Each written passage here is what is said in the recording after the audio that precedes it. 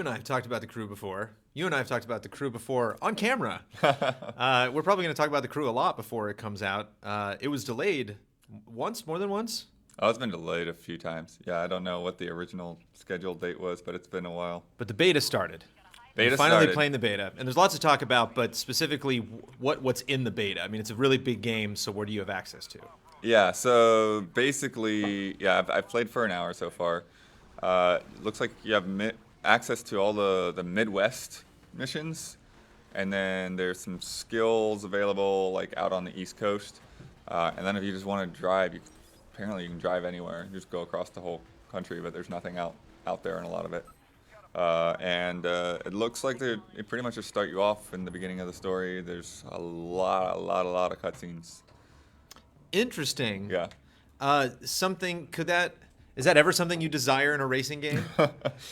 Not usually. I mean, so far it's just kind of a way to kind of lead you through the different events and kind of get you up to speed. Hopefully they'll, kind of thin out as you play more.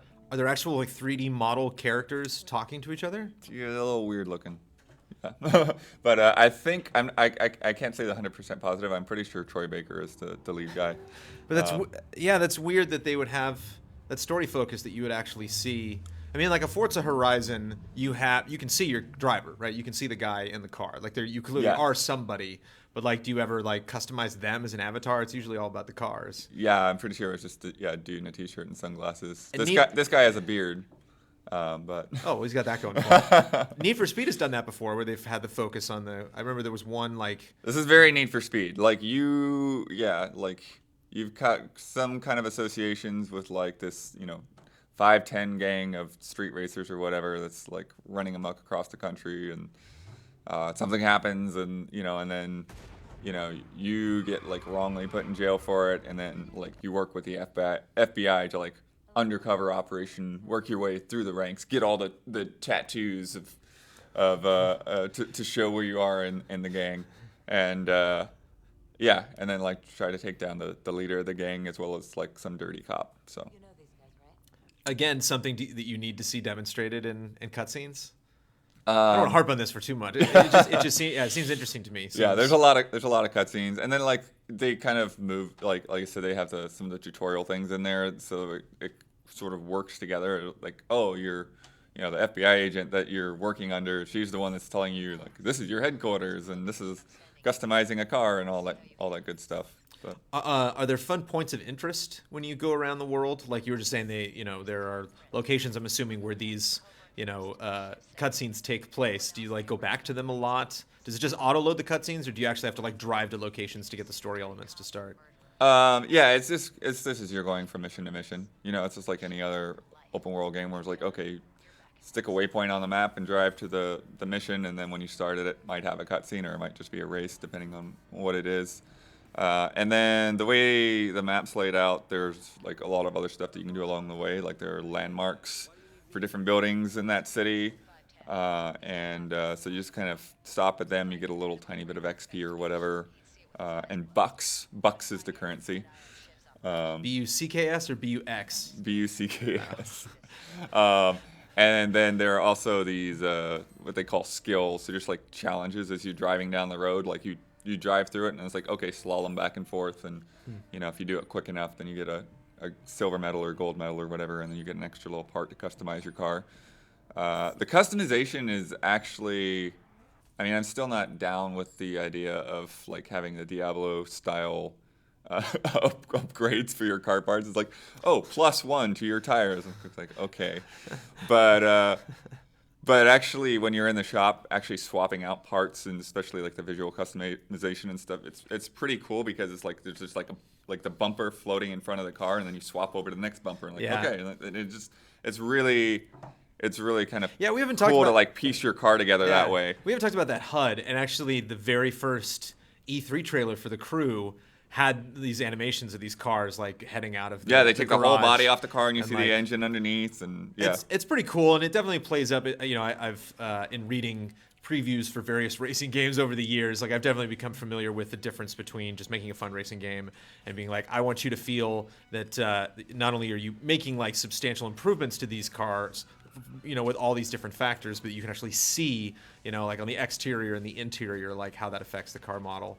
And so if you show like how you're breaking the car down to, every single last element and showing that visibly, like even if, like you were saying, the way that you add the stats on is kind of wonky. It still makes the viewer feel like, wow, they really know what they're talking about. They really know these cars, because it's like, Well, what's interesting is, like, I think a lot of that just kind of comes when you get a new car and then you kind of customize it and make it your own. Because generally, like when you get a part, when you win a race and you get a new part from it, you don't really like have to go through all of that to like put it on your car. Just like, do you want to equip this? A button, yes, and then it's done. And you move on to the next thing.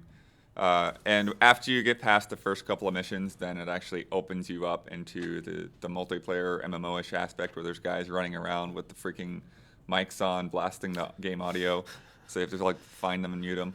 But I got like right away some guy who invited me into his crew, and then we started just getting into the next missions together and competing against each other as we're going through the story. So that's pretty cool to just have that so easily entwined.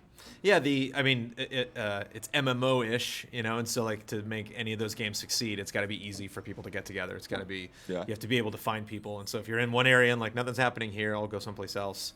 If you can quickly do that, then that helps the success of your MMO. So what's the next thing you're going to get into? What's hour 2 of the crew going to be for Blood? I'm kind of just following the story stuff for now and see how long it goes into that, and see what there is. I mean, so far, it started off with like one like over like cross country kind of race. I think they call them raids. Just like bouncing over hills, and it's like I jumped over a tree, and it's like no big deal. Just like driving through all of this stuff. And the handling, I'm still not 100% sold on the handling, but I feel like it's more intuitive for me when I'm in the cockpit view, which is weird because a lot of the times, like when you're doing a lot more like this crazy stuff, like it's better to be able to see more around you. That's the first thing I'm going to check out when I play it, because I've been looking forward to checking this game out, is the handling, because you've mentioned that a lot. Anything else in the Book of Blood? In the notes? I mean, I think I've kind of covered through a lot of it. The story playing so much of a focus is kind of funny, but like I said, it's just kind of race to race. The one thing I do wish, I hope they consider before the game releases, is if you finish a race and you get bronze and like, oh, I want to try to get gold, but then you still have to listen to all that dialogue while you're racing, and it's like by the third time you're like, no, okay, I'm just gonna go, I'm move on, do the next thing. It's kind of like the story in Titanfall. It was just like, I'm glad it had a story, but it was just like I wasn't paying attention to it whenever it was happening. I just kind of wanted to move past it.